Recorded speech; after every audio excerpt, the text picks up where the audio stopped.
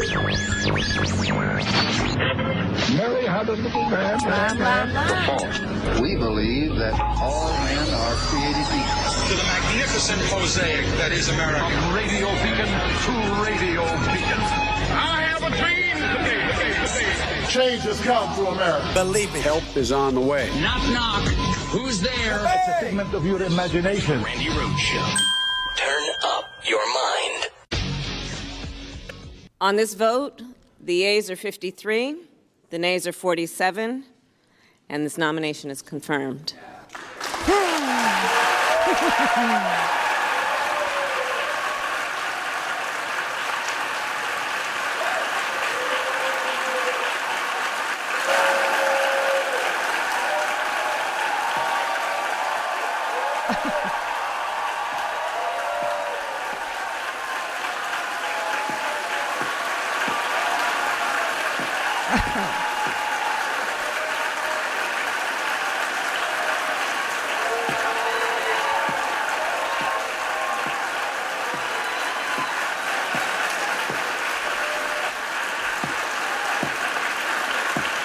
It's a great moment. It's a really, really good one.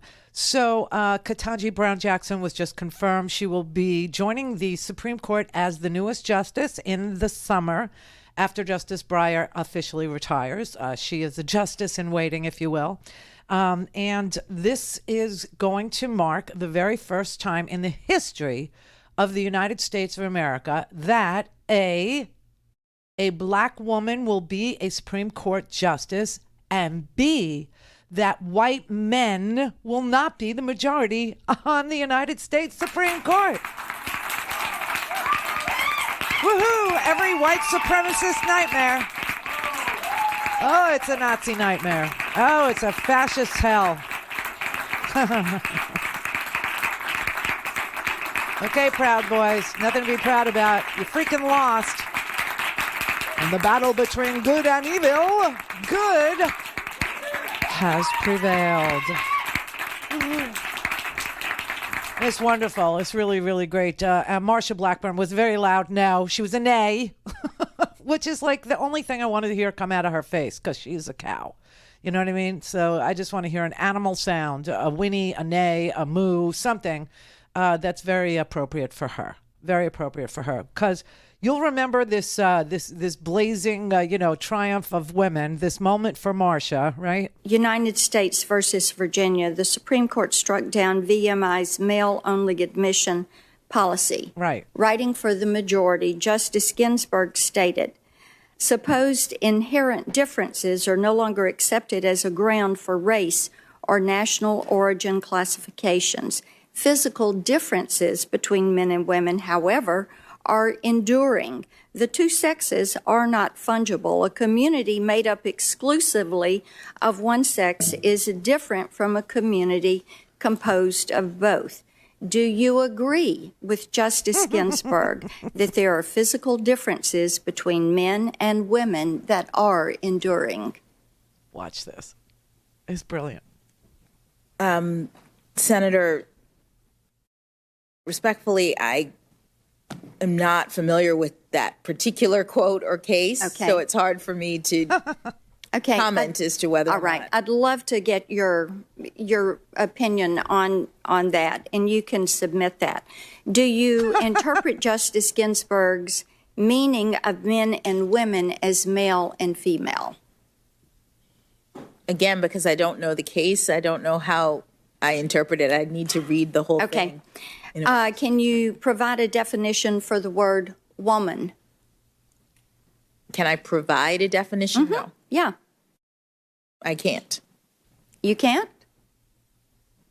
Not in this context. So I'm not a biologist. The meaning of the word woman is so unclear and controversial that you can't give me a definition?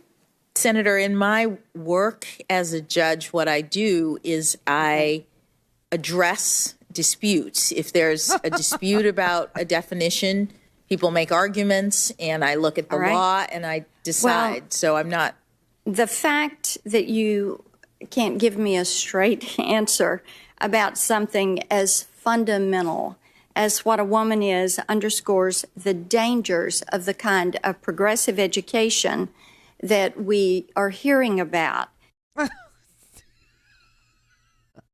Okay, it turns out, you want to learn something? I think this is really fascinating. Okay, so it turns out that it's not so much you want a biologist. It turns out that what you want is a neurologist. Because here you are, Marcia, here you are, MAGA, here you are, small-minded people, thinking that what defines men and women are body parts. And the truth is that what defines a man or a woman is a different organ than you've been led to believe. The thing that's going to determine your sexual identity, the thing that's going to determine how you feel, how you are sexually oriented, is a different organ. It's called your brain. Yeah. So it turns out you might not really need a biologist. What you really need is a neurologist. And here we have one from Stanford University. He'll explain. So the question becomes what to do with the standard medical interpretation of being transgender, which is you have someone who for some reason thinks they are a sex different from what they actually are. And it turns out something very different is going on. Okay, you look in the brain, and there's all sorts of parts of the brain that are sexually dimorphic, which means that on the average, some trait about that part of the brain differs between males and females, and that's in lab rats and in non-human primates and humans. And, on the average, individual differences overlap, but nonetheless, all sorts of stuff in the brain is sexually dimorphic. And just a listing there of some of these, people spend their entire lives studying sexual dimorphism of some of these parts of the brains. So you take somebody now who chromosomally is sex A and gonadally is sex A and hormonally and secondary sexual characteristics and genitalia is sex A, and nonetheless they insist from as long as they can remember, they felt like they were sex B. Mm-hmm.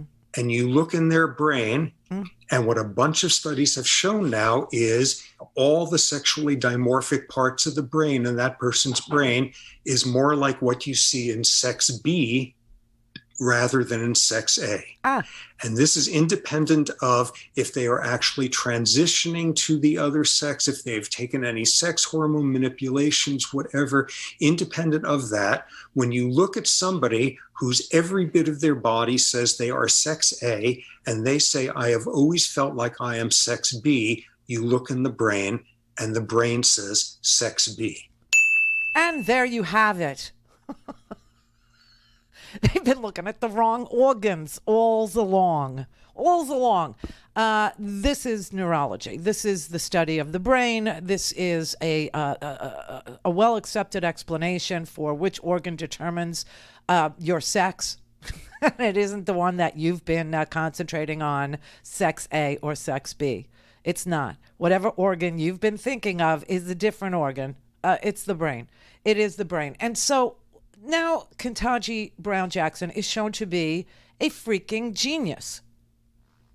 Okay? Because she knew she wasn't a biologist. She knew that she wasn't situated in a position to determine what is the definition of a man and what is the definition of a woman.